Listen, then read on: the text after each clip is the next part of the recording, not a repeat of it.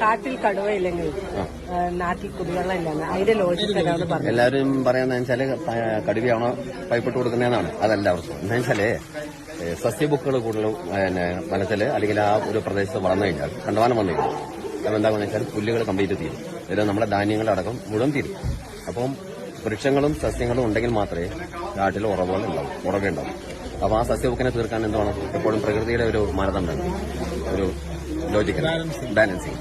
അതിനാണ് അതായത് കടുവയ്ക്ക് ഒരു ടെറിട്ടറി ഉണ്ടാവും. ആ ടെറിട്ടറിയിൽ ആ ഒറ്റ കടുവ തന്നെ ഉണ്ടാവും. രണ്ടാമത് ഒരെണ്ണത്തിന് കയറാനോ സമ്മതിക്കില്ല. അപ്പൊ ആ ഒരെണ്ണം മതി. കാരണം അവന് എപ്പോഴും എന്താ പറയുക കണ്ടമാനം തീറ്റയൊന്നും വേണ്ട. മറ്റുള്ളവർ തിന്നുന്ന പോലെ മറ്റുള്ള ഈ നരി ഇവരൊക്കെ പിടിക്കുന്ന പോലെ ഒന്നും ഇവൻ പിടിക്കില്ല. അവൻ ആ പടെ അവന് വിശക്കുന്ന സമയത്ത് മാത്രം പിടിക്കും. ആ ഭക്ഷണം അവൻ വേറെ ആർക്കും കൊടുക്കില്ല. അത് മാത്രമേ കഴിക്കുള്ളൂ. അത് വർണ്ണത്തിനെ പിടിച്ചു കഴിഞ്ഞാൽ ഏകദേശം 1-2 ആഴ്ചത്തേക്ക് വേറൊന്നും വേണ്ടി വരും. അപ്പൊ വളരെ റെയറായിട്ട് അവൻ പിടിക്കും. പിടിച്ചു കഴിഞ്ഞാൽ അത് മതി ബാലൻസിങ്. പ്രകൃതിയുടെ ബാലൻസിങ് അതാണ്.